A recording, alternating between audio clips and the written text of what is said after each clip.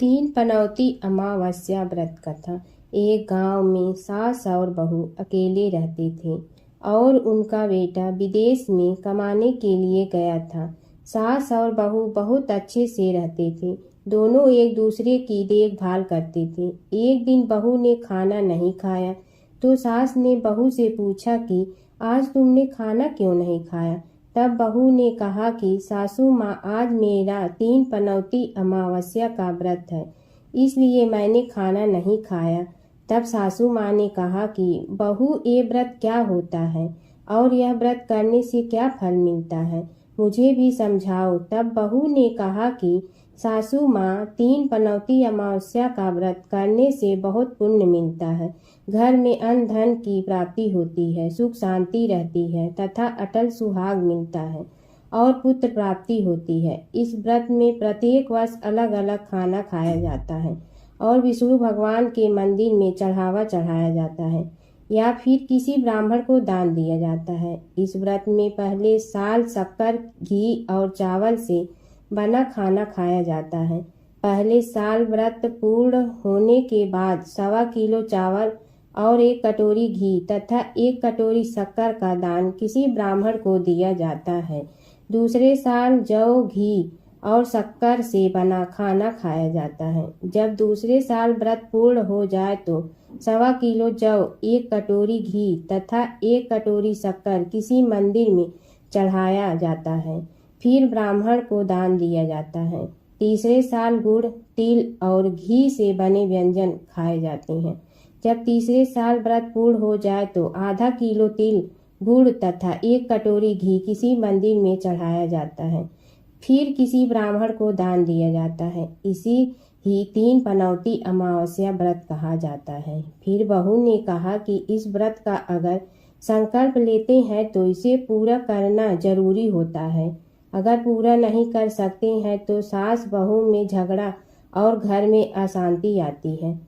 तब सासू ने कहा कि मेरी तो उम्र हो गई है, लेकिन तुम यह व्रत करो। और बहू यह व्रत का आरंभ करती है। लेकिन एक दिन बहू ने किसी के कहने पर गेहूं से बनी रोटी खा लेती है और अमावस्या माता इस बात से नाराज हो गई। जो सास और बहू बहुत ही प्यार से रहती थी, इन दोनों में झगड़े होने लगे। सभी गांव वाले भी हैरान हो गए कि यह सब क्या हो रहा है। सास अपनी बहू को कहने लगी कि तुम जब से हमारे घर में बहू बन के आई हो, तब से हमारे घर की लक्ष्मी चली गई हैं। तुम हमारे लिए शुभ नहीं हो। तब बहू ने कहा कि आपके घर की लक्ष्मी चली गई हैं तो कहाँ मिलेंगी, मुझे बताओ, मैं लक्ष्मी को लेकर आऊंगी। तब सासू ने कहा कि लक्ष्मी तुमको समुद्र के बीच में भगवान विष्णु के पैर दबाते हुए मिलेंगी।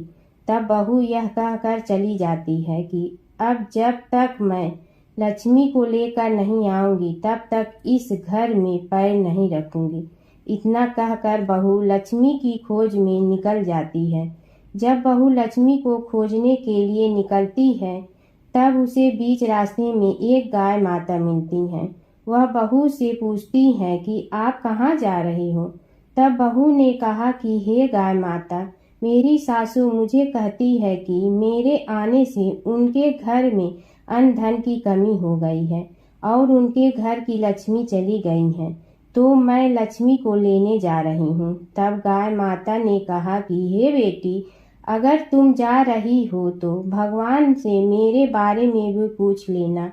तब बहू बोलती है कि ठीक है गाय माता, बताओ, मैं आपके बारे में भी पूछ लूंगी। तब गाय माता बोलती है कि मेरा जब भी बछड़ा होता है वह मर जाता है, जिंदा नहीं रहता। तुम भगवान से पूछ लेना कि मेरे साथ ऐसा क्यों हो रहा है, मैंने ऐसा कौन से कर्म किए हैं। तब बहू बोली, गाय माता, मैं आपके बारे में जरूर पूछूंगी।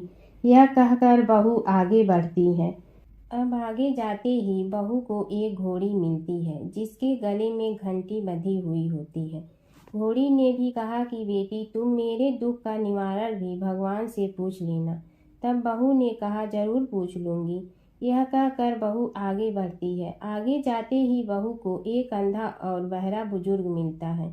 वह भी बहू से अपनी समस्या भगवान से पूछने के लिए कहता है।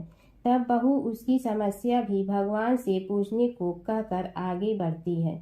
आगे जाते ही बहू को एक बूढ़ी औरत मिलती है जो हाथ और पैर से अपाहिज होती है। वह भी बहू से अपनी समस्या भगवान को पूछने के लिए कहती है। तब बहू उसके समस्या को भी पूछने के लिए तैयार हो जाती है और आगे बढ़ती है। आगे जाते ही बहू थक जाती है और एक आम के पेड़ के नीचे बैठ जाती है।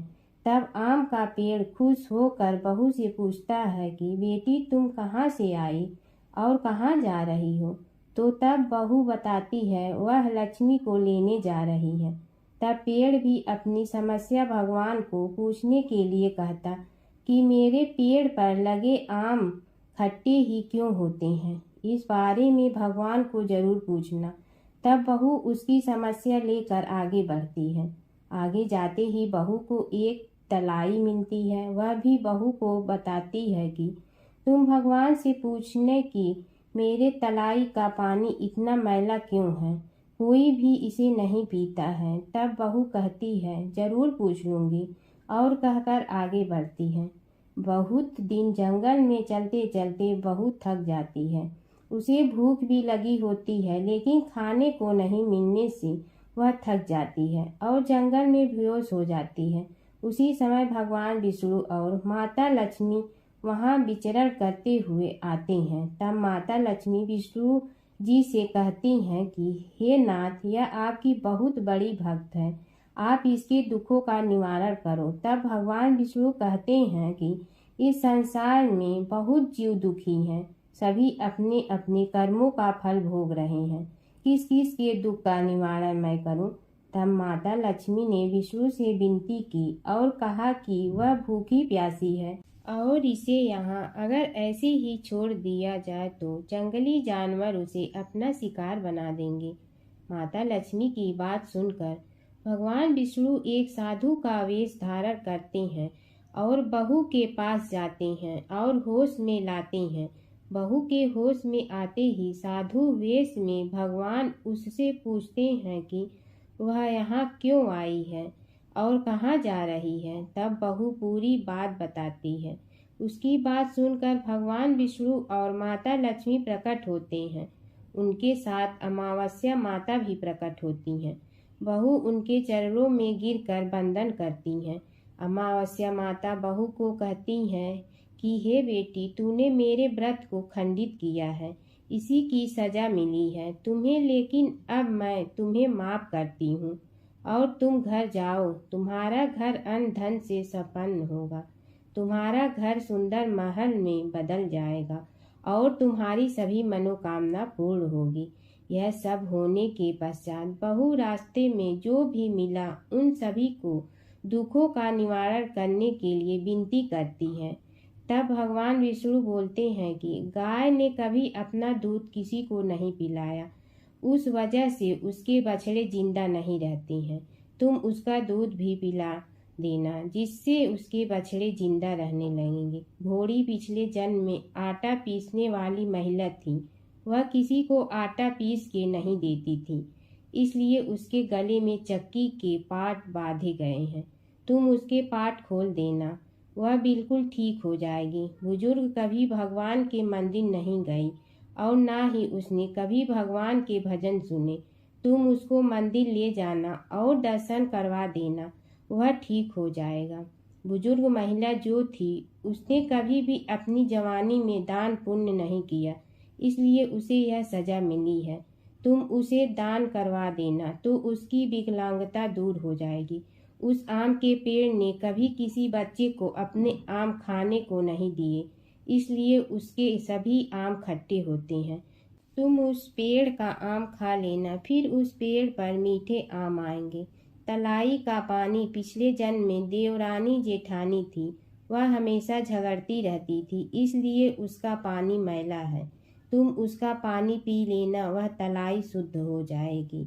बहू ने भगवान विष्णु, माता लक्ष्मी और अमावस्या माता को नमन करके घर जाने के लिए निकलती हैं और रास्ते में उसे जो जो भी मिला उनके सभी समस्या भगवान के कहे अनुसार दूर करती हैं। सभी उसे आशीर्वाद देते हैं। घर जाते ही उसका घर एक सुंदर महल में परिवर्तित हो जाता है तथा घर में अन्न धन भरा मिलता है। अब बहू सासू से कहती कि सासू माँ, आपने सच कहा था, मैं आपके लिए शुभ नहीं हूँ। मेरे जाने से ही आपके घर में लक्ष्मी आई है। अब आप यहाँ रहें, मैं मरने जा रही हूँ। तब सासू ने कहा कि हे बेटी, यह सब तुम्हारे पनौती अमावस्या व्रत का फल है, हमें मिला है। तुम यहाँ पर ही रहोगी, कहीं नहीं जाओगी। और सास बहू खुशी खुशी रहने लगी। एक दिन उसका बेटा भी विदेश से लौट आया और घर में यह सब देखा। तब उसकी माँ ने सब बात उसे बताई। इस तरह वह लोग खुशी खुशी रहने लगे।